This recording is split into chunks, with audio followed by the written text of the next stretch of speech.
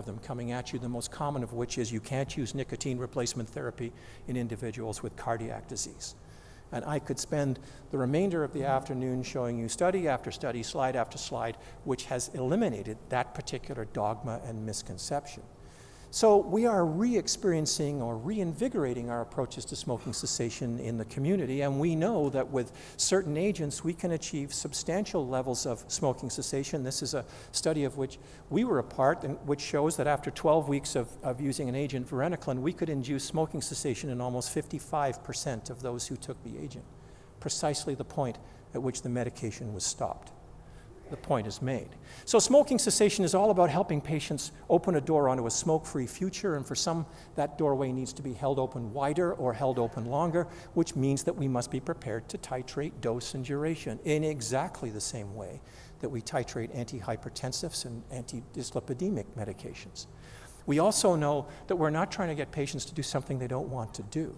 That almost 75% of this group, drawn from family health teams in the Champlain region, indicate that they would like to stop smoking at least in the next 30 days or at least in the next 6 months.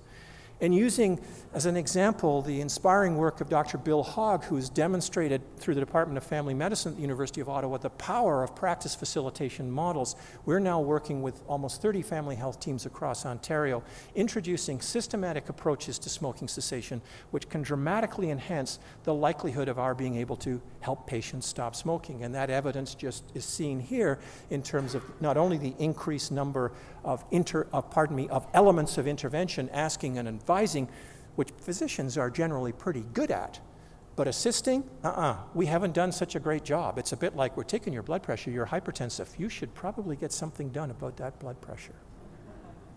Rather than, obviously, in the hypertension case, interceding with treatment. And so we can show that we can triple, using the elements of our systematic approach, the likelihood that individuals will benefit. Rudolf Virchow once again observed the history of epidemics, changes in human culture, and you and I have seen some substantial, no pun intended, changes in human culture in our professional lifetimes. And the tragedy of the lack of physical activity and the increasing levels of obesity of Canadian children, while it's apparent now, is not new. The year that I graduated from medical school, Don Bailey in Saskatchewan observed this, that the moment children go to school, their levels of physical activity begin to decline. And only a small minority of Canadian children meet regular physical activity standards. 91% of Canadian kids have bicycles, less than 5% ride them to school every day. We create environments in which kids come home, close the door, sit transfixed in front of some kind of screen or display or device, and another door opens. It's called a refrigerator. And so they are no longer causing parents to shout themselves hoarse in attempts to get them off the rink or off their bicycle or stop kicking soccer balls through neighbors' windows. Instead, they're entombed in their homes, being sedentary and consuming excess calories. And the New Yorker cartoon captured it oh so well so many months ago. Ladies and gentlemen, our genes have not changed, and I don't dispute the promise of genomic approaches to medicine, but what has changed has been our social environment. We have neighborhoods that are designed to facilitate the mall assault vehicle. Every urban planner knows about the popsicle test. A healthy community is one in which a child can walk or ride their bike to a neighborhood store, buy a popsicle, and get home before the popsicle melts. In many of these malignantly spreading suburbs which characterize so many Canadian cities, not only do kids not ride bikes, there are no sidewalks for people to walk, and a car is essential. We know that adding a decade to examining a particular neighborhood in Canada means that the life expectancy of those who live in those neighborhoods increases, and the risks of obesity are much less in those mixed-use decades. We also know that obesity is a very, very complex problem. And the energy in, energy out, I'm a little teapot, short and stout approach to obesity is hopelessly outdated. If we look at what determines the prevalence of obesity, it's fiscal policies, it's tax policies, it's transportation policies, it's zone. Why do we have drive-through donut shops, for goodness sake, right? What urban planner or municipal planning council thought that was a good idea? And so we have the usually sober New England Journal of Medicine observing this, that the likelihood of the life expectancy of our children exceeding ours is receded. Prevalence of obesity rises, and it rises even more steeply if you actually go out and measure Canadians, because when they report their height and weight on the telephone, for some reason, they're all taller and they all weigh less than would otherwise be the case. And I hate to be disheartening, but the success rates of clinical interventions to treat obesity are dismal. No society has been able to manage that. And so we continue to evolve in a rather dysfunctional way. We've done a good job managing lipids. Cholesterol levels are falling. Or have we? Because we know that large numbers of our patients, your patients and mine, have high levels of lipids and are not being appropriately or adequately treated. We've done a great job in managing hypertension, dramatically transforming the blood pressure of the population, and now consideration is being given to, should we be treating two different targets? Should we be treating to the lowest tolerable blood pressure, particularly given that we know the cephalic consequences of untreated or higher levels of blood pressure over the years?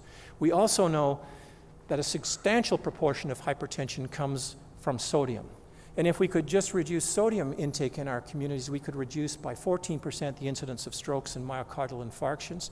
And of course, most of that sodium comes from processed foods, and we have a government at the national level which is remarkably indisposed to addressing this fundamental, important public health issue, which means that we have to begin to become more involved in public policy development. Remember Pasteur. Remember John Snow. Understand that change will take place in addressing these matters when it's perceived to be a crisis, when evidence builds, when cynicism grows and political pressure starts to occur, and when there is leadership. And I can think of no other organization in Canada which is as capable of mounting such substantial and such stellar leadership than the College of Family Physicians of Canada.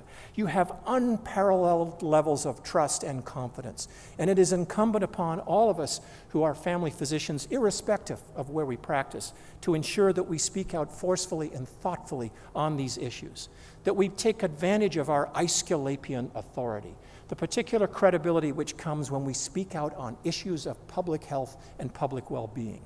Rudolf Virchow, to conclude, there are two causes of disease. One is pathological, the other is political. Because policy decisions, or the absence of policy decisions, can dramatically influence the health of our community. We mustn't be presumptive enough to accept the status quo. If the Creator had any purpose in equipping us with necks, He surely must have intended for us to stick them out. And I would encourage you all to stick them out. It's not necessarily a most appropriate thing to use Greek examples today, but you know, the Greeks had two concepts of time. Chronos, which represented the measurement of time and explains the flashing red light on this device, which is obviously very useful, but also kairos, which means a time of specific opportunity. A time when it is opportune to take action, when it is appropriate to make decisions or to conduct oneself in certain ways. And as we face this looming crisis in the sustainability of our health care, I think that moment is upon us. And I think we have the opportunity, through our advocacy, through our leadership, through the expression of our professional skills at the community level, to ensure that the next generation of Canadians are active, that they're vibrantly active and healthy as a consequence of their activity, and that they are non-smokers. And as a consequence of their vibrant, non-smoking, active good health, they stand out as virtual Canadian cultural trademarks. Ladies and gentlemen, thank you so much.